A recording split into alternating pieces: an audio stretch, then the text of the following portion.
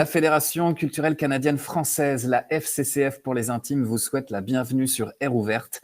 Il est 9 heures à Vancouver, 10 heures à Edmonton et à Whitehorse. Il est 11 heures à Winnipeg et à Regina.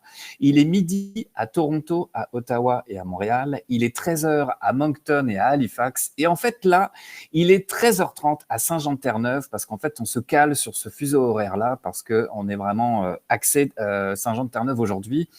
Ici, à la place de la francophonie virtuelle, il est toutes ces heures-là. Ce pays, comme ce rendez-vous, est complètement tada.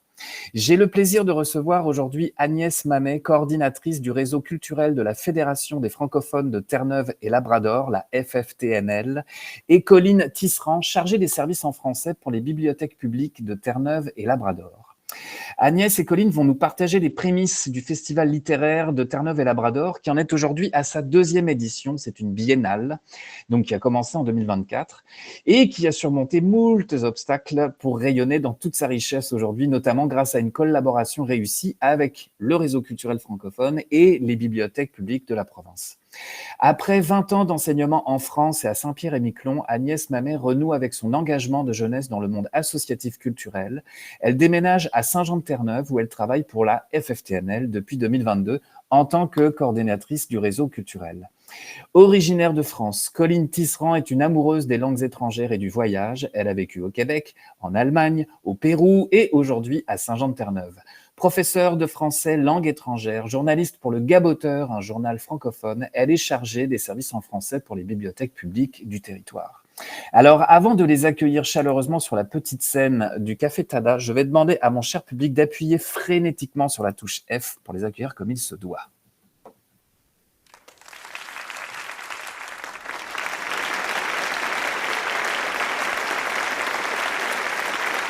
Excellent. Alors, Agnès et Colline, vous pouvez venir me rejoindre sur la petite scène. Parfait. Alors, aujourd'hui, on y va en mode discussion libre. Il n'y a pas de PowerPoint ou de PDF ou de choses comme ça. Et en fait, j'aimerais commencer la discussion un peu par la présentation de c'est quoi être francophone à Terre-Neuve et Labrador, c'est quoi la communauté francophone, et puis c'est quoi la FFTNL, puis c'est quoi le réseau culturel de la FFTNL. Donc Agnès, j'aimerais que tu nous dessines un peu le portrait de tout ça. Oui, je vais essayer. Bonjour Sven, bonjour à tous et merci pour l'accueil à cet événement complètement tada. Alors, la francophonie à Terre-Neuve et Labrador, c'est 1% de la population, ce qui fait qu'à Saint-Jean-de-Terre-Neuve, par exemple, on dit qu'on est à peu près 1000 francophones. C'est une francophonie répartie sur le territoire. Alors, je parle en priorité de la péninsule de Port-au-Port, à l'ouest de l'île de Terre-Neuve, puisque c'est le berceau de la francophonie. Voilà, les francophones pur sucre sont sur la péninsule de Port-au-Port. On a aussi des francophones au Labrador, à Labrador City, et puis à Happy Valley Goose Bay. Et souvent des gens qui viennent du Québec aussi pour travailler dans les mines, notamment à Labrador City. Et puis à Saint-Jean, eh bien, c'est une francophonie très bigarrée également, puisque on a des gens qui viennent de la France, on a des gens qui viennent de l'Afrique francophone, on a des gens qui viennent du Québec, on a des gens qui viennent d'un peu partout et qui parlent français. Et c'est vrai qu'on n'est pas beaucoup. C'est vrai qu'on est très éloignés les uns des autres sur le territoire à Terre-Neuve et Labrador, mais on est assez vif et on essaie de faire des choses, notamment pour répondre aux besoins des communautés francophones. Alors, c'est ça qu'elle fait, la FFTNL, la Fédération des francophones. On a un organisme à l'échelle provinciale et on essaie bien, de faire avancer la cause des francophones, quel que soit le sujet. Donc, on a un réseau justice, on a le réseau des aînés, on a le réseau immigration. Il y a aussi le réseau santé, une part très importante de la fédération. Et puis, le réseau culturel, donc celui que je connais le mieux pour le coup. Alors, le réseau culturel n'est pas indépendant, il dépend de la Fédération des francophones et sa mission, elle est double dans le sens où on doit au mieux accompagner les artistes francophones de Terre-Neuve et Labrador, quelles que soient les disciplines. Donc, par exemple, une grande partie de mon travail consiste à faire une veille informationnelle et pouvoir informer les musiciens, les artistes visuels, les comédiens, des opportunités qui s'ouvrent à eux. Alors, c'est vrai qu'on essaie au réseau culturel de faire un programme de formation, d'essayer de faire attention à toutes les disciplines, mais très souvent, on n'a pas les structures pour accompagner les gens au mieux. Donc, une des solutions qu'on a, c'est de regarder ce qui se fait ailleurs, notamment au Canada Atlantique. Et on est très content, par exemple, comme quand un musicien de chez nous fait partie d'un programme d'accompagnement, de formation du Nouveau-Brunswick, par exemple, ou d'ailleurs au Canada Atlantique. Donc, ça, c'est une première partie du mouvement et de la mission. Et la deuxième mission, c'est l'organisation d'événements culturels pour les communautés. Ce qui suppose une organisation très particulière dans le sens où les communautés, elles sont réparties sur le territoire. Donc, moi, je suis à Saint-Jean, mon bureau est à Saint-Jean, dans les bureaux de la Fédération des francophones, mais je n'organise pas des choses à Saint-Jean, j'organise des choses qui sont souvent provinciales, ou si elles ne sont pas provinciales, j'organise des choses dans les différentes régions. Parfois, on fait un projet sur une communauté précise. Parfois, on fait un projet qui couvre toutes les communautés. On essaie de répartir les efforts et que chacun, où qu'il soit, puisse bénéficier de ce qu'on apporte. Et je pense que notamment quand on est dans les régions éloignées, c'est important qu'on puisse compter sur un organisme francophone qui se débat pour offrir des choses intéressantes aux francophones. Ouais, c'est tout un défi d'aller rejoindre toutes les communautés. Je vais utiliser le terme un peu éparpillé, mais dans le sens, c'est ça, c'est parce que le territoire est super grand, c'est pas péjoratif, tout ne se concentre pas à Saint-Jean-de-Terre-Neuve. Avant d'arriver sur un peu l'organisation de ce festival, et d'ailleurs, je me souviens des discussions qu'on avait eues en amont, Agnès.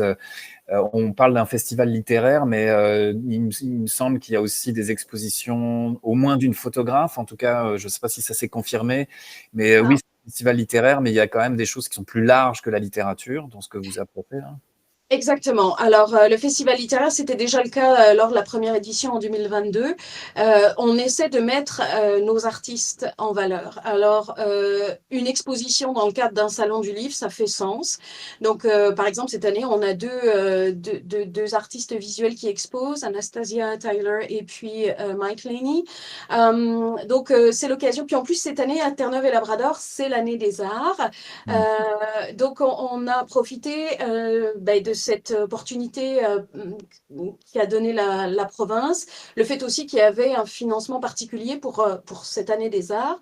Et donc là, ça prend vraiment son sens de faire venir des artistes visuels. On a aussi des conteurs. Alors, c'est toujours la question avec le conte. Est-ce qu'on est dans la littérature ou plus tout à fait? On est quelque part entre la littérature et le spectacle vivant. Et voilà. Et on a des conteurs qui sont là avec, ils ont écrit des livres, et puis on a des conteurs qui sont dans la tradition orale uniquement. Mais évidemment, à partir du moment où ça parle français, à partir du moment où le jeune public participe à des événements où c'est en français, où il y a des livres, où il y a de la culture francophone, des arts, c'est ça qui fonctionne, c'est ça qu'on veut et c'est ça qu'on apporte, oui. Quand tu parles du conte, ça me fait penser à Rhizome, qui sont situés à Québec. Eux travaillent beaucoup autour du conte, mais dans l'aspect performatif, effectivement. Donc, soit on est dans l'écriture du conte, soit on est dans l'oralité, soit on est même dans la performance scénique. Donc, on rejoint effectivement plus large. Et là, cette fois-ci, je me tourne vers toi, Colline, j'aimerais comprendre c'est quoi un réseau de bibliothèques publiques à Terre-Neuve et Labrador, parce que je fais référence à une discussion qu'on a eue même hier, Agnès, avec Piedad Sáenz du REFC, le regroupement des éditeurs franco-canadiens, et puis de la BAC, donc Bibliothèque et Archives Canada, où on essaie de trouver des solutions, qu'elles soient numériques ou papier, de diffusion de livres en français et que ce soit disponible. Mais bon, il y a des enjeux de droit, au-delà même des enjeux même de diffusion.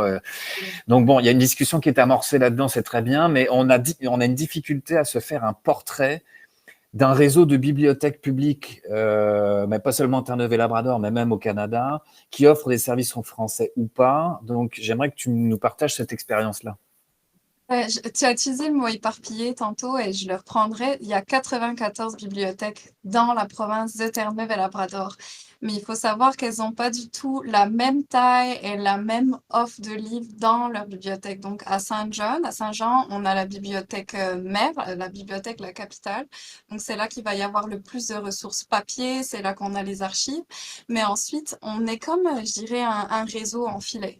Et puis, il faut savoir aussi qu'on a seulement 4 bibliothécaires qui, eux, sont chargés de faire les commandes pour toutes ces bibliothèques. Donc, une bibliothèque basée à Labrador City va envoyer un courriel pour dire « Oh, j'ai mes usagers qui veulent cette série, peux-tu la commander ?» Et donc, tout remonte ici. On a l'organisme mère qui s'appelle PRL, Provincial Resource Libraries, qui gère au-dessus pour que ça afflue dans ces 94 bibliothèques. Puis ce qui est intéressant, c'est que les bâtiments sont très différents. Il y a certaines bibliothèques qui vont être dans le même bâtiment que dans les écoles. Je pense à Cap-Saint-Georges. Des bâtiments, ça va être dans le même bâtiment d'art. Ici, on est dans le Art and Culture Center qui offre aussi d'autres arts vivants. Donc, c'est des réalités très, très, très différentes selon la bibliothèque. Et puis, les services en français, ben, c'est un tout nouveau poste qui a été créé il y a 1 an et demi, donc c'est tout nouveau, ce qui veut dire qu'avant, il y avait personne qui s'occupait de réfléchir à une programmation en français, mais à développer une collection en français. Donc, au fil des bibliothécaires qui sont passés dans les bibliothèques, il y a eu certains qui avaient des connexions avec la francophonie qui ont essayé de développer plus la collection, mais il n'y avait rien de continu, de réfléchi, etc. Donc, présentement, c'est ça la réalité. Et puis, pour ce qui est d'offrir la programmation en français, moi, je suis basée comme Agnès à Saint-Jean.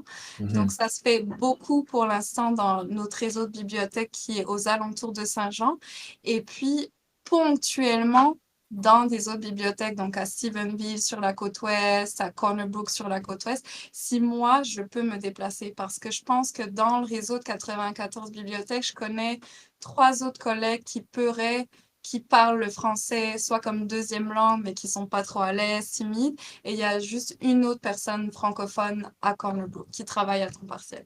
Donc, c'est un peu ça la réalité. Et puis, est-ce que c'est un réseau donc 4 bibliothécaires pour 94 bibliothèques, puis donc effectivement avec des formes et des formules différentes. Est-ce que c'est un réseau bien structuré? Est-ce que, notamment par rapport au fait le fait que depuis 1 an et demi, ils offrent, qu'ils aient créé ces services en français, ça c'est venu. Est-ce que d'où est venu ce besoin-là? Bah, évidemment, j'imagine de la population, enfin des communautés francophones, mais est-ce qu'il y a donc quelqu'un qui a allumé à un moment donné dans ce réseau-là en disant ça serait peut-être bien de coordonner quelque chose à l'échelle de nos 94 bibliothèques là? Pour l'offre en français, en fait, il y a eu un appel d'offres des programmes Ploé. J'ai oublié c'est quoi le nom de l'acronyme, mais du fédéral. Et c'est ma gestionnaire ici qui est basée à Saint-Jean, Suzanne Pryor, qui a cliqué, qui a dit hey, on n'a rien formellement de poste en français. Donc, elle a appliqué à ce budget fédéral et elle a reçu du budget pour 1 an. Mais c'est même pas un poste permanent. Donc, à chaque année, on ne sait pas si ce poste va continuer. Donc, on est encore dans un problème pour l'instant de continuité. Oui, on développe des choses, mais on ne sait pas si ça va se développer dans le futur. Ouais. Ouais, parce qu'encore une fois, c'est un service qui est considéré comme un projet temporaire et pas comme un fonctionnement de base qui est nécessaire. Ouais. Exact. Puis je me considère un peu comme en projet pilote dans tous les programmes que j'essaie, connaître la demande, connaître les besoins. Et puis contrairement à Agnès où elle sert vraiment la population francophone premièrement, moi, dans mon mandat, c'est de servir les francophones, mais aussi les anglophones, mais aussi les nouveaux arrivants. Donc des fois, le français, c'est le deuxième, troisième, quatrième langue et les besoins sont totalement différentes, rien que dans le besoin du livre. Un Ouais. anglophone va vouloir un texte simple dans son livre, même pour un livre pour enfants. Un francophone va vouloir un texte plus développé, et souvent des livres authentiques en français. Un anglophone va souvent vouloir, je veux ce livre traduit de l'anglais. Donc des besoins vraiment différents aussi.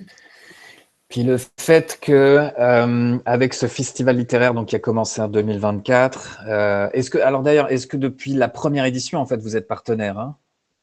Vous avez monté ce partenariat ou c'est que depuis la deuxième édition? Je vais laisser Agnès répondre. Ouais. Oui. Sur la première édition en 2022, Colline n'était pas là encore parce que les services en Ouais. français n'existaient pas encore. Et donc, nous, on a fait appel au NL Public Libraries parce qu'on avait besoin de lieux pour nos mini-salons du livre qui sont répartis sur le territoire tout entier. Et tu mentionnais Colline Suzanne tout à l'heure, et c'est Suzanne qui dit oui tout de suite. Et on s'est retrouvé avec ce partenariat qui nous a permis voilà, de faire nos salons, nos mini-salons du livre, et puis aussi avoir des gens, des bibliothécaires, même s'ils ne parlent pas français, qui sont là pour faire la vente, qui sont là pour accueillir les gens, tout ce que moi je ne peux pas faire à distance. Donc ça, c'était la première étape. Et grâce à l'arrivée de Colline, cette année, on est allé plus loin dans le sens où on fait des salons du livre dans les mêmes bibliothèques, mais on en a ajouté une avec Stephenville. Et puis, on a ajouté aussi des animations à la bibliothèque mère à Saint-Jean, AC Hunter. Et donc ça, c'est très intéressant. Et puis, Colline, elle a, comme elle le disait, des contacts différents des miens, et elle répond à des besoins différents des miens. Donc, c'est ça qui est très bien aussi, c'est qu'il y a des services en français à la bibliothèque, dans les bibliothèques publiques, mais il n'y a pas de concurrence, en fait. On ne fait pas la même chose. Et quand on se rejoint, on multiplie les publics plutôt qu'on se... Voilà, donc c'est vraiment donnant, gagnant-gagnant. Et puis, donc, Colline, avec ses contacts différents qu'elle a, elle a été en mesure de gérer beaucoup mieux que moi il y a 2 ans les liens avec les programmes d'immersion. Et nos auteurs vont venir dans nos écoles francophones, mais ils vont aller aussi dans les programmes d'immersion. Et ça, c'est une vraie réussite parce que on parle à tout le monde et c'est ça qu'on veut. Voilà. C'est ça, oui, bien sûr, les communautés francophones prioritairement, mais c'est en fait les francophiles, c'est la francophilie, c'est beaucoup plus large que ça. Puis effectivement, il n'y a pas de concurrence avec. Au contraire, ça fait venir de nouveaux publics dans ces bibliothèques-là. Ça casse un peu la glace entre les différentes communautés. Et j'ajoute qu'à Terre-Neuve et Labrador, il y a vraiment, on ne fait pas la différence entre francophones et francophiles vraiment, dans le sens où le tout premier président, par exemple, la FFTNL, il y a plus de 50 ans, était anglophone à la base. Donc voilà, il y a des gens qui sont anglophones, mais qui sont persuadés, qui sont convaincus et qui le disent et qui le font, que la francophonie à Terre-Neuve et Labrador, c'est important, c'est une ouverture, c'est une richesse, je sais pas moi, pendant le monde du travail, quand on est bilingue, c'est tout de suite beaucoup plus intéressant, surtout au Canada. Et c'est ça. Donc, on veut parler à tout le monde et c'est ça qui est important. Et veut pas, à Terre-Neuve et Labrador, on se nourrit, quand on est francophone, on a sa culture francophone, mais on se nourrit aussi de ce qui vient de la culture anglophone. Et c'est ce mélange-là qui fait la particularité et qui fait que c'est chouette. Voilà. C'est super riche. Intéressant. Ouais. C'est pas en vase clos, quoi. Il n'y a pas d'études. Moi, je vois ça aussi, je voudrais juste ajouter, je vois ça vraiment aussi comme un pont quand on collabore, de faire un pont entre les deux réalités. Il y a beaucoup de personnes anglophones qui, des fois, sont timides d'aller dans les événements en français parce qu'ils n'ont pas d'enfants dans l'école francophone. Tu vois, Agnès, hier, on m'a encore demandé, est-ce que je peux aller au Salon du Livre même si je n'ai pas d'enfants à l'école francophone parce que l'école est dans le même sens? Je dis, mais oui, c'est ouvert à tout le monde. Je vois vraiment aussi ma mission, en tout cas, de créer un pont entre francophones et anglophones. Puis là, j'aimerais vous entendre donc un peu sur la particularité de ce festival littéraire en préparation là, de cette présentation. C'est pas un festival comme on pourrait l'imaginer sur quelques jours à un endroit. C'est la particularité, c'est justement pour aller rejoindre toutes les communautés. Ça demande une programmation assez cinglée, merci. Donc, j'aimerais comprendre un peu comment vous invitez, comment vous connectez les gens, comment vous articulez en fait ce festival sur tout le territoire? Eh bien, moi, j'ai eu la chance, quand je suis arrivée en 2022 pour cette première mission, le festival littéraire, de travailler avec Françoise Angard. Françoise Angard, elle est auteure à Terre-Neuve et Labrador. Elle vit ici depuis 50 ans, je pense. Elle est originaire de Saint-Pierre-et-Miquelon et elle a une connaissance du terrain et de la francophonie à Terre-Neuve et Labrador excellente. Et elle a aussi une connaissance de ce que c'est qu'un salon du livre, et elle a aussi des contacts avec les auteurs ailleurs au Canada. Donc, c'est vraiment mon point d'ancrage pour la programmation. Et puis, pour le reste, on essaie d'avoir, notamment, c'est le message qu'on avait passé, par exemple, à la libraire qui a pris le traversier pour nous apporter nos livres en français. On veut une sélection de choses diversifiées pour que ça parle à tout le monde. Et c'est ça qu'on fait aussi avec les auteurs. On fait venir des gens du Nouveau-Brunswick, on fait venir des gens du Québec, on fait venir des gens de Saint-Pierre-et-Miquelon, et puis on met en avant nos artistes et auteurs à nous. Et c'est ça. Donc, c'est un peu compliqué à monter, mais ça s'organise plutôt bien. Alors, par exemple, on a fait confiance à Marie-France Como et à Gilles Cormier pour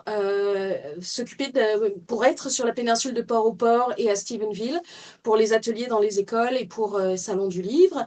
Pour ce qui est du Labrador, on a envoyé Jean-Pierre Veillet et Ghislain Larocque pour les éditions Mine d'Art. Donc, ils ont commencé au début de la semaine à Labrador City. Aujourd'hui, ils sont à Peel Valley Goose Bay. Et puis demain, ils rentrent au Québec.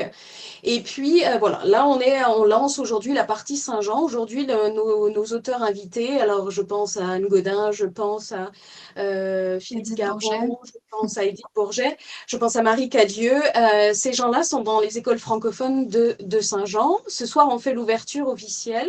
Et c'est l'ouverture officielle à Saint-Jean, mais en sachant qu'à Peel Valley Goose Bay, par exemple au Labrador, les activités sont terminées.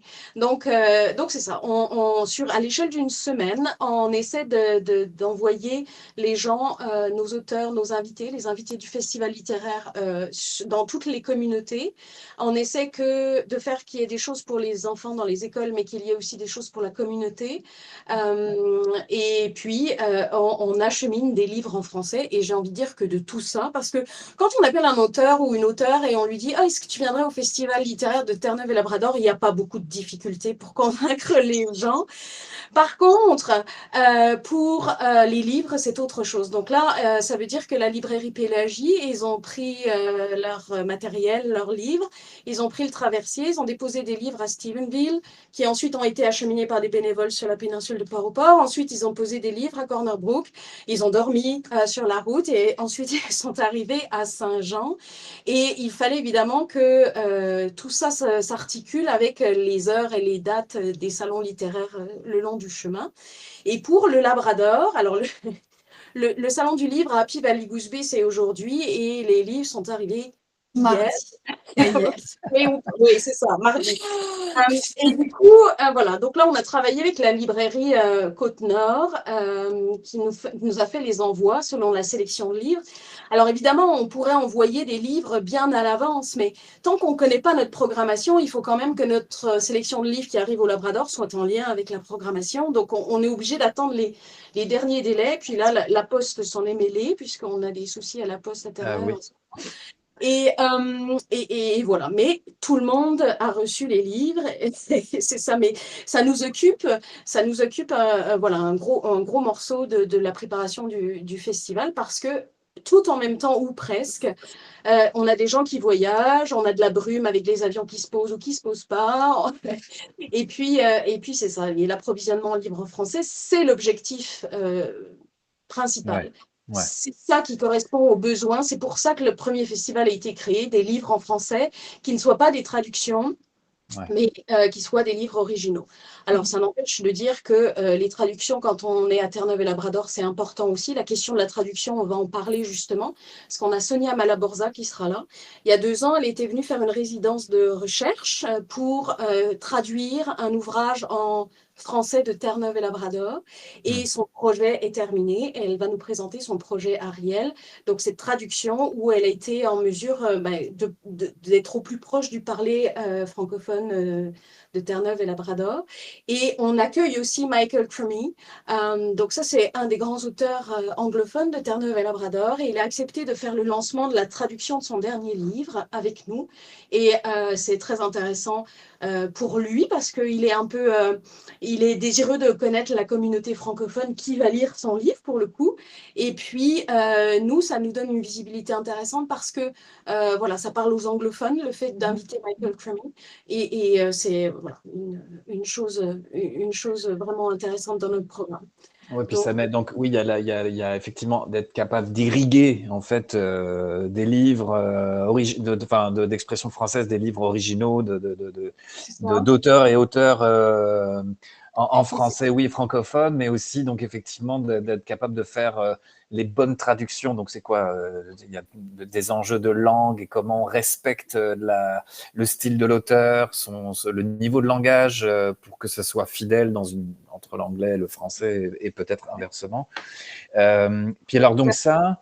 Non, on n'est plus dans la traduction qui traduit, là, on est dans la traduction qui fait acte littéraire aussi, acte créatif aussi. Et c'est très intéressant d'écouter Sonia Malaborza quand elle parle de cela et de tous les enjeux que ça recouvre. Alors oui, on peut faire une traduction très rapide, mais voilà, dans le projet Ariel, qui est la traduction du livre de Catherine Bush, elle voulait vraiment être au plus proche de ce parler francophone. Et donc, voilà, elle a fait un travail de recherche dans les archives à Mémorial, l'université ici à Saint-Jean, et on a hâte de voir le résultat. Donc, c'est ça qui est intéressant aussi, entre les deux éditions, il y a comme une continuité, et en fait, on se dit aussi qu'on participe à on forge quelque part la culture francophone, notamment de notre jeune public, parce que voilà, on sait que il y a des livres d'Édith Bourget, par exemple, qui sont disponibles à la vente partout pour nos communautés. On a aussi, voilà, on a aussi les livres de Françoise Hangard. Quand on est de Terre-Neuve et Labrador, quand on lit Le Trésor d'Elvis Bozek de Françoise Hangard, qu'on soit sur la péninsule de Port-au-Port, qu'on soit au Labrador, voilà, on crée une culture francophone commune, ce qui est un enjeu aussi, puisque comme je l'ai dit au début, voilà, les francophones sont multiples et d'origines diverses et variées. Donc, c'est important de créer des moments où une culture commune se construit. Puis de démontrer cette diversité, ce florilège-là d'œuvres et de. Puis ça peut aussi faire naître des vocations parce qu'il ne faut pas se cacher, il n'y a pas beaucoup d'auteurs francophones de Terre-Neuve et Labrador, ils se comptent sur les doigts d'une main. Fait que le fait que les jeunes aillent à un salon du livre, acheter des livres en français, peut-être que certains, quand ils ont une graine d'écrivain, vont avoir cette envie en eux, puis devenir futurs écrivains francophones. Puis j'ajouterais que pour les livres, il n'y a pas d'endroit ici où on peut acheter des livres en français. Il y a un seul endroit, c'est à Chapters. Je pense qu'il y a une section de 15 livres. Donc, c'est vraiment, vraiment spécial d'avoir un salon du livre, de pouvoir aller acheter des livres en français sur place. C'est très, très excitant, moi, je vous dirais. Quand vous faites venir les artistes, c'est quel genre d'atelier là quand on parle? Parce que donc, dans les écoles ou dans les bibliothèques directement, bon, selon le format même des bibliothèques, comme tu nous l'as décrit, Colline, au début, c'est quoi le type d'activités justement qui sont proposées? Colline, tu y vas? Ok, je peux commencer par les bibliothèques si tu veux. Ici, on a marché sur une formule qui marche, qui est connue dans nos bibliothèques, c'est les heures de conte, les fameux story time, parce que c'est les petits 0-5 ans, il y a un besoin d'entendre du français pour ceux qui vont aller dans les écoles francophones, en early immersion, immersion précoce.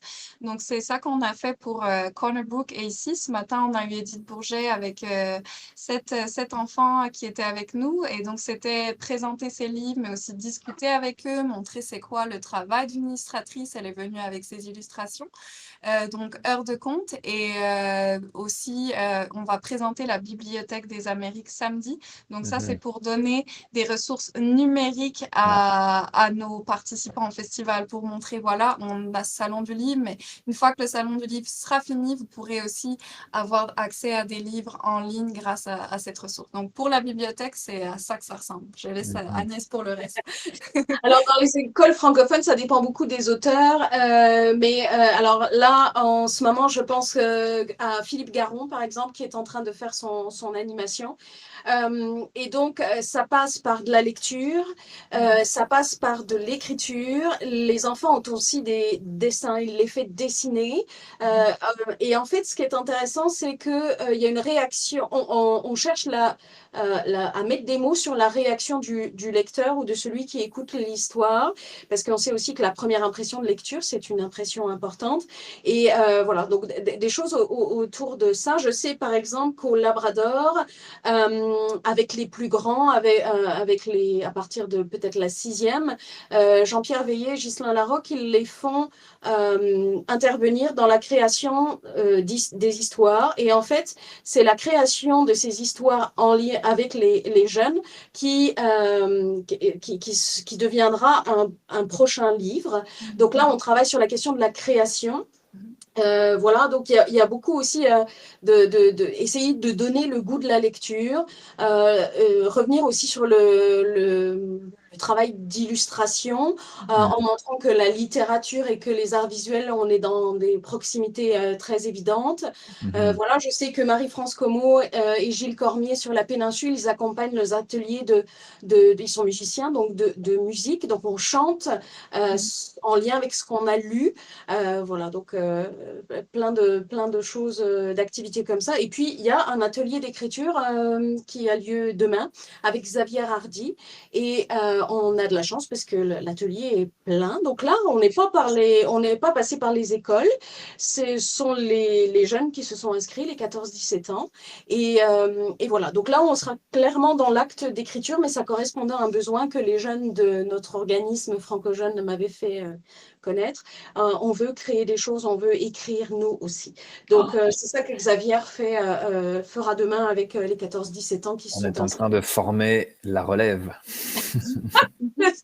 En tout cas, ces jeunes-là sont aussi ceux qui ont accepté d'être bénévoles pour le festival littéraire. Donc, ils sont une dizaine. Et ça va être la nouveauté. Alors, j'espère que tout va bien se passer et qu'ils auront une expérience forte. Mais on trouve ça vraiment fun. Que les jeunes se sentent investis et qu'ils aient envie de venir donner de leur temps pour le festival. Puis, comment c'est documenté dans le sens de, parce que par exemple, vous parliez tantôt d'une conférence. Bon, je veux dire, pour l'avoir essayé moi, dans certains cas, il y a des possibilités de faire des choses un peu en mode hybride, mais ça demande quand même beaucoup de préparation et c'est pas forcément, ça rajoute des fois un peu de pression dans l'organisation d'un événement. Mais en même temps, je me dis comment on peut avoir accès. Est-ce qu'il y a est-ce que c'est dans le gaboteur? Est-ce que par exemple il y a des résumés un peu de ces rencontres-là? Comment on peut, c'est quoi les traces qui restent? Puis en termes de données, est-ce que par exemple il y a des choses qui sont que vous arrivez à quantifier, à mesurer avec les publics justement? Bon là, c'est la deuxième édition, c'est peut-être encore un peu jeune, mais comme après il y a toujours des redditions de comptes avec nos chers bailleurs de fonds. D'ailleurs, on en reparlera un petit peu. C'est quoi qu'est-ce que vous êtes capable de mesurer? Je veux dire, on le sait en termes on devine bien l'effet et l'impact que ça peut avoir, mais entre le deviner et être capable de le mesurer, voilà, comment on documente, comment on mesure ce qui se passe avec maintenant cette deuxième édition? Alors, évidemment, Sven, il fallait bien que tu parles de données à un moment ou à un autre. Je suis tout à fait consciente que ce serait très important de faire ce travail de mesure-là, parce qu'on a un événement qui prétend être pérenne, qui a eu lieu il y a 2 ans, qui a eu lieu cette année et qui pourrait nous donner des informations très intéressantes, notamment sur la question, parce qu'effectivement, on parle des choses, de ce qu'on ressent, de nos impressions, mais en termes de données directes, là, bien utilisées, non, ça n'est pas le cas et c'est dommage parce que justement comme c'est quelque chose de nouveau, c'est quelque chose qui est en train de s'inscrire dans le paysage culturel, ça vaudrait le coup, notamment pour savoir qui est francophone, qui est anglophone, qui est les deux, qui vient là. Un exemple, on a souvent vu des grands-parents qui ne parlent pas un mot de français mais ils viennent acheter des livres pour leurs enfants qui sont dans les écoles francophones ou qui sont en immersion et Et c'est vrai que voilà, ça c'est ce qui est compliqué, c'est ce que je n'ai pas fait, mais ça nous aurait donné pas mal d'informations. Bah, en fait, je posais la question, c'est parce que je pense que justement, c'est comme une forme de travail et de responsabilité partagée aussi. C'est-à-dire que ça peut pas juste reposer sur, par exemple, le réseau culturel de la FFTNL ou, parce que là, je me dis justement dans un réseau de 94 bibliothèques et donc on a 4 bibliothécaires, c'est-à-dire même pour les bibliothèques, justement, de se rendre compte de l'impact qu'a ce festival-là. Là, c'est un travail d'équipe pour se dire, par exemple, pour donc la prochaine édition qui aura lieu en 2026, c'est quelque chose qui se prépare, puis sans rentrer dans dans des trucs de fou furieux pour que ce soit aussi, on va dire, euh, une forme de sondage, et je veux dire comestible dans le sens de agréable pour les gens de le remplir. Ça peut être quelque chose qui est monté avec un Microsoft Forms, pas trop compliqué, juste se mettre d'accord sur les questions qu'on veut mesurer, et de commencer en fait à avoir un travail de récolte d'impact de cet événement-là. Mais c'est certes, je le voyais vraiment comme, déjà ça peut être accompagné, donc ça veut dire que ça peut être anticipé dans une demande de financement. Ouais.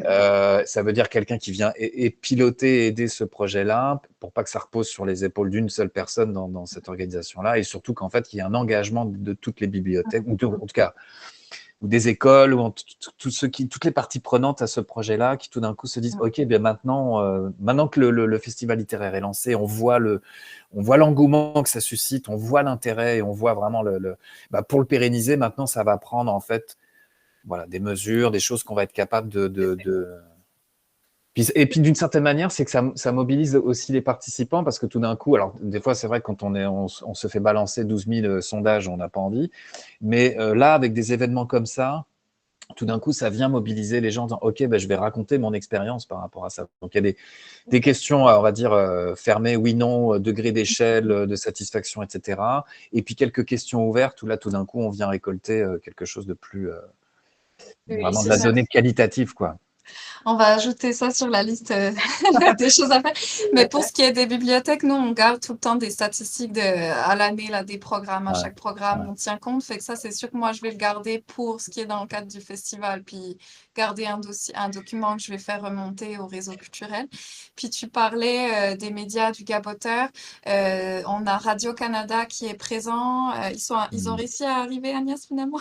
Oui, Billetterie Acadie, là, ils sont en train de tourner, ils couvrent le festival et puis ils en profitent pour rencontrer les gens qu'ils avaient envie de rencontrer, qu'ils soient impliqués ou pas dans le festival. Donc oui, ils sont là, ils seront avec nous jusqu'à la fin du festival.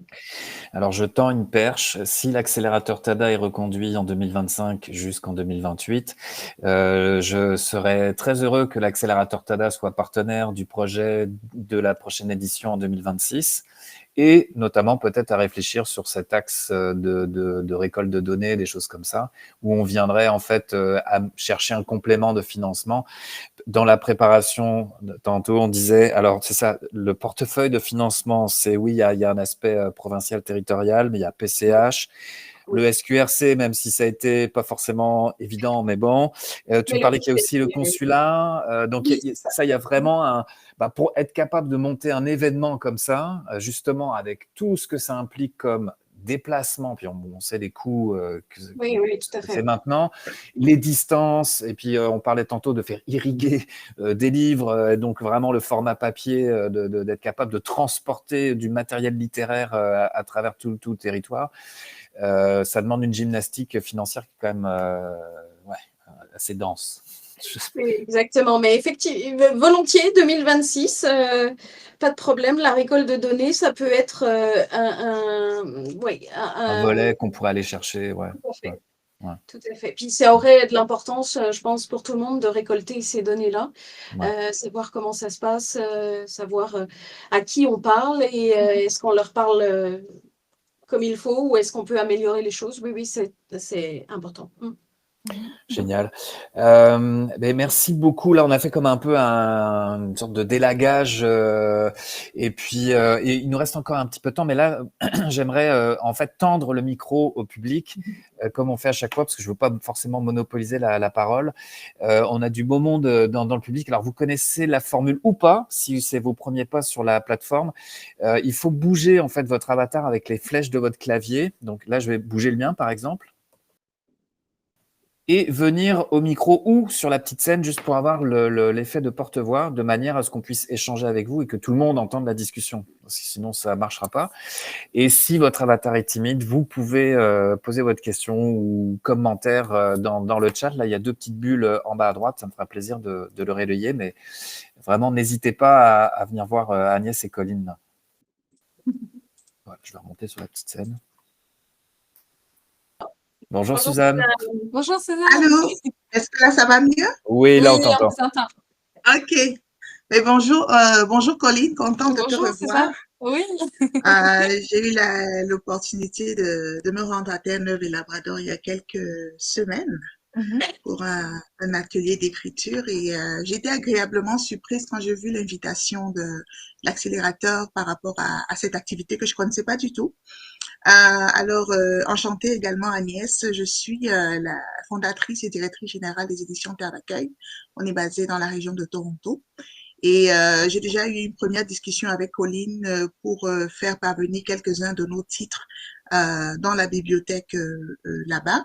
Alors nous, on publie essentiellement de la littérature pour adultes pour le moment, mais on va ajouter à notre programmation d'ici l'année prochaine la littérature jeunesse. Donc, j'ai écouté vraiment avec beaucoup d'intérêt tout le festival. Félicitations encore et bravo. Même si je n'étais pas là au tout début, ma question, c'est vraiment de savoir qu'est-ce qui est prévu pour toute la programmation adulte. J'ai beaucoup écouté le volet jeunesse avec les animations dans les bibliothèques. Est-ce qu'il y a quelque chose en dehors aussi de l'activité avec Sonia, que je connais bien, qui est une collègue, est-ce qu'il y a quelque chose pour les auteurs qui publient notamment romans, nouvelles, poésie, parce que Colline m'a dit que c'était c'était les genres qui fonctionnaient bien pour les francophones là-bas. Bonne question. Ouais. Alors, par exemple, qui publie chez Hashtag, on a Xavier Hardy qui est l'invité du festival littéraire. Et Xavier, elle va présenter son dernier essai, Follement écrivaine, aux étudiants du département de français à l'Université Montréal. Et puis, Xavier, elle va participer à une table ronde aussi sur la question de l'immigration. Et sur cette table ronde, il y aura Xavier, il y aura Edith Bourget, et puis l'animateur, c'est Régis Guyot, qui est ici le spécialiste de l'immigration francophone à Terre-Neuve et Labrador. Et on a choisi de les mettre ensemble pour avoir un regard croisé entre une auteure qui est d'origine immigrée, et puis une auteure qui est immigrée, et une auteure qui est canadienne, mais qui sensibilise beaucoup à la question de l'immigration. Donc voilà, de mettre en regard ces 2 perspectives nous semblait intéressant. Pour ce qui est du conte, on a par exemple le conteur Cédric Landry qui écrit notamment du théâtre. On a quelques-unes de ses œuvres qui sont là. Et puis, à la suite de la Nuit du conte vendredi qui est ouvert à tous, on a une table ronde le lendemain sur la question du conte et notamment de sa sauvegarde. Donc ça, ce sont effectivement des activités plus pour le public adulte. Colline, qu'est-ce que j'oublie ? On va avoir aussi, on aime toujours mettre un peu de musique là-dedans parce qu'en Terre-Neuve, c'est une tradition importante. On va avoir des notes et des mots. Donc Claude l'Espagnol, qui est de Saint-Pierre, il va présenter son nouveau roman Ataboy, mais ça va être couplé avec de la musique parce qu'il est accordéoniste aussi. Donc ça va être 1 heure de moments littéraires et musical où on va alterner entre des lectures d'extraits de son livre et des pièces musicales. Donc ça aussi, c'est plus pour les adultes, je dirais, c'est un roman historique pour les adultes.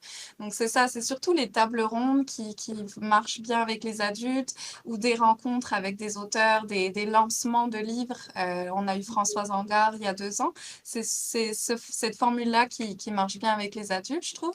Et les expositions, bien sûr, qui sont ouvertes à tous, enfants et adultes qui se prêtent pour tous les âges, hein, je dirais, Agnès. Oui, exactement. Et c'est ça. Donc, c'est un peu l'enjeu de pouvoir offrir des choses aux adultes et aux scolaires et aux jeunes, mais on arrive voilà, à goupiller ça Jongler. à peu près à jongler. Et puis, évidemment, l'intérêt aussi, c'est que la librairie Pélagie qui nous a approvisionné en livres, eh bien, fait une sélection vraiment très large. On a des choses qui viennent de la France, par exemple. On a des choses qui viennent beaucoup du Québec. Et puis, voilà, elle a mélangé art de vivre, des romans, des poches, pour que chacun y trouve son compte. C'est ça. Alors, évidemment, si on cherche quelque chose de bien précis, pas sûr qu'on le trouve, mais il faut venir flâner et on aura, ouais, dans ce cadre-là, on va tomber forcément sur quelque chose qui nous plaît. Et c'est même difficile de ne pas y laisser sa paye, je trouve. Mais bon, c'est comme ça. Voilà, donc on essaie d'avoir une offre diversifiée et de pouvoir effectivement répondre aux besoins et aux envies et de tous les âges parmi nos communautés. Pour Je les lance, adultes. Oh, vas-y, Sven. je lance une idée, oui, excuse-moi, c'est parce que en fait, Suzanne, avec les éditions Terre d'accueil, depuis 2 ans, lance une série de conversations littéraires interprovinciales, bon, surtout là entre le Québec et l'Ontario. La deuxième édition, c'était partout chez nous en francophonie. Puis donc c'est parti de Hamilton, ensuite c'est passé l'année dernière, c'était à Montréal, là il a été au Salon du Livre de Rimouski, et en fait ça se passe pendant la semaine nationale de l'immigration francophone, qui est en général dans la première semaine de novembre, en tout cas la première quinzaine. Donc je lance l'idée comme ça pour la prochaine édition du Festival littéraire en 2026. Est-ce qu'il peut y avoir un genre d'arrimage et une opportunité de surfer sur cette semaine-là et d'y ajouter cet ingrédient, justement, puisque vous parliez de quand au tout début de la discussion, un peu le tissu social à Terre-Neuve et Labrador, et évidemment avec beaucoup d'immigration de partout et de langue première française ou deuxième, troisième ou quatrième langue. Mais il y a peut-être quelque chose aussi qu'on pourrait imaginer dans ce volet-là, en complément de tout ce que vous offrez déjà, mais qui pourrait venir peut-être accorder quelque chose, encore une fois. Je réfléchis dans la manière à parler à nos bailleurs de fonds et de trouver des meilleurs moments, des opportunités comme ça. Donc là encore, on peut y avoir une connexion intéressante à imaginer. Et j'ajoute une chose, c'est que entre cette semaine de l'immigration, entre tous les autres salons qui se font ailleurs au Canada, l'enjeu aussi, c'est de trouver une date qui convient à tout le monde et qui ne soit pas en plein milieu du Salon du Livre de Montréal, donc qui est un peu plus tard cette année, donc nous, ça nous allait bien. Mais effectivement, la semaine de l'immigration, on y a réfléchi parce que notamment on a le réseau immigration ici qui organise des choses dans le cadre de cette semaine. Ça pourrait être une idée et une réflexion pour dans 2 ans, oui, tout à fait.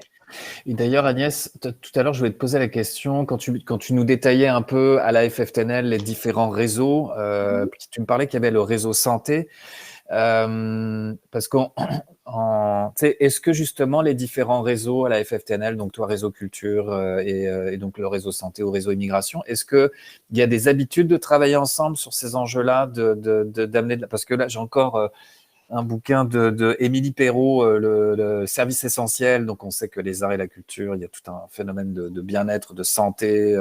Et là, on parlait de l'aspect immigration. Mais donc, comment ces différents réseaux à la FFTNL travaillent ensemble ou pas? C'est quoi les passerelles et les efforts communs là-dedans? Alors, on a beaucoup d'efforts à faire, mais on essaie d'éviter de travailler trop en silo et on a encore des mauvaises habitudes. Là, c'est comme partout, en fait. Mais un exemple, justement, la semaine de l'immigration. Quand moi, je suis arrivée, on s'est mis autour de la table, puis on s'est dit, qu'est-ce qu'on fait pour la semaine de l'immigration? Alors, au début, moi, je trouvais que ça ne me concernait pas tellement. Et puis, en fait, si, on a réfléchi, les idées sont sorties. Puis, on s'est rendu compte que quand on arrive, qu'on est immigré, qu'on doit gérer un certain nombre de choses administratives en lien avec l'immigration, justement, ben, il y a un certain nombre de choses qui passent à la trappe. Une chose toute bête, c'est que si on est musicien, on ne fait pas de musique, on ne fait plus de musique, on s'occupe d'autre chose, trouver un travail. les choses importantes. Mais en fait, quand on est musicien, si on fait plus de musique, ça devient vite un problème parce que c'est une chose importante. Et donc, c'est ça qu'on a décidé de faire pour marquer la semaine de l'immigration. C'est un party de cuisine où vous venez comme vous êtes, vous venez avec votre instrument. Si vous n'en avez pas, on vous en prête un et on va jouer ensemble. Alors du coup, ce sont des parties de cuisine un peu particuliers parce que c'est pas juste la culture francophone canadienne qui ressort, mais beaucoup de choses très diverses et c'est important pour tout le monde. C'est un moment vraiment d'échange et c'est là-dessus qu'on avait mis, c'est là-dessus qu'on avait mis l'accent pour cette semaine de l'immigration. Dans le cadre du festival littéraire, on travaille aussi avec le service de la FFTNL qui s'appelle Compas, c'est l'accueil aux nouveaux arrivants francophones. Et la table ronde sur l'immigration, elle aura lieu dans les bureaux de Compas. Et on fait appel évidemment au public qui est plus, enfin aux usagers du Compas, donc ce service d'accueil aux arrivants francophones. On travaille aussi avec le réseau aîné puisqu'on a fait un atelier intergénérationnel entre les jeunes et voilà, ils ont fait de la cuisine acadienne, ces petites choses à la mélac là qui sont fort bonnes. Et donc les aînés étaient invités à participer à l'atelier cuisine. Donc on essaie un maximum. Et puis, mais voilà, il y a toujours des choses qui méritent d'être améliorées. Moi, ce que je trouve, c'est que souvent ce travail entre les réseaux, c'est souvent lié aux personnes qui s'entendent bien ou qui ont l'occasion de se voir souvent ou qui ont moins l'occasion de se voir souvent. Et parfois, c'est un peu dommage, mais voilà, il y a des efforts à faire dans ce sens-là. Mais depuis que je suis... Ben, moi, j'aime pas trop travailler seule, donc l'idée d'organiser les choses avec d'autres gens, parce que ça va parler à d'autres gens, ça va parler à d'autres publics, ben, je trouve ça important. Mais voilà, on travaille en ce sens, on a plein d'efforts à faire et de progrès, mais on travaille en ce sens. Pour le festival, la collaboration est essentielle pour gérer nos salons du livre. À Corner Books, c'est le coin franco. Kenny Grady qui gère la vente. À Port-au-Port, c'est l'association aussi de francophones de là-bas. Donc, sans eux aussi, ça serait plus compliqué de gérer les mini-salons du livre. Donc, il y a cette collaboration. Et c'est ce qu'on sent. C'est ce qu'on sent, puis et dans ce que vous expliquez aujourd'hui, c'est effectivement, on sent une dynamique là depuis une couple d'années. Alors oui, il y a certainement encore quelques silos et quelques habitudes un peu à changer, etc. Mais à partir du moment où vous êtes en train de mettre en place, notamment ce festival littéraire, le fait que tout d'un coup, on est en train de mettre des services en français dans ce réseau de bibliothèques, ce qui n'existait pas avant, que les choses sont en train de se structurer, c'est bon signe et on peut pas tout faire. Je veux dire, c'est juste que c'est prometteur, quoi. Je trouve ça génial. C'est ça. Et puis la force, comme le disait Colline, nos associations locales qui connaissent le terrain, elles sont notre relais et vraiment c'est comme ça qu'on arrive à couvrir le territoire, à avoir un maillage serré sur le territoire. Sans eux, c'est pas possible. Donc les associations francophones, c'est vraiment le point d'ancrage. Et si on parle de structure, alors notre festival, il est fragile, il a plein de notamment dans sa structure, il faut vraiment qu'on pense à ces types de partenariats qui nous permettent de devenir solides, parce qu'on le sait, le festival, cette deuxième édition, il est beaucoup trop lié à moi, au réseau culturel, à Colline pour les bibliothèques et à Sophie pour le conseil scolaire. S'il y en a une de nous qui n'est pas bien, qui est fatiguée, qui chope un rhume ou je ne sais quoi, on se retrouve dans la difficulté. Donc, il faut vraiment, notamment pour la prochaine édition, qu'on tire les leçons de celle-ci et puis qu'on structure pour que ça devienne solide et que ça se poursuive et que ça résiste au temps et aux personnes qui vont et viennent. Et c'est notamment très important là maintenant puisque c'est moi mon deuxième et dernier festival puisque je m'en vais du réseau culturel. Donc, et c'est ça que je voudrais avant de partir, c'est que on ait un petit projet là qui se balade dans le temps et qui soit attendu par tous et qui soit suffisamment solide pour qu'on puisse trouver du financement et qu'on puisse continuer à le faire vivre. Et c'est en ce sens-là que voilà, les dernières semaines, je vais travailler en ce sens-là pour les dernières semaines.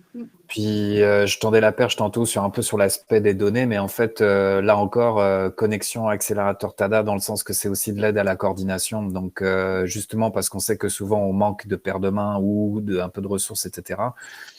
Tout d'un coup, d'avoir une aide externe qui vient un peu aider à coordonner, à relier différents partenariats, c'est là où ça rend la chose un peu plus solide. Donc, ouais, on s'en reparlera bien avant. On s'en reparlera bien avant 2026, mais clairement, et je suis très content qu'on ait mis sur la map, sur la carte, ce festival littéraire. Il est 13h, on a complètement dépassé, c'est merveilleux, c'est bon signe, mais je sais que là, il y a des gens qui vont reprendre des nouvelles rencontres et tout. Merci infiniment pour en fait cette rencontre très riche, vraiment. Je vais demander au public d'appuyer sur la touche F frénétiquement pour vraiment jeter des confettis.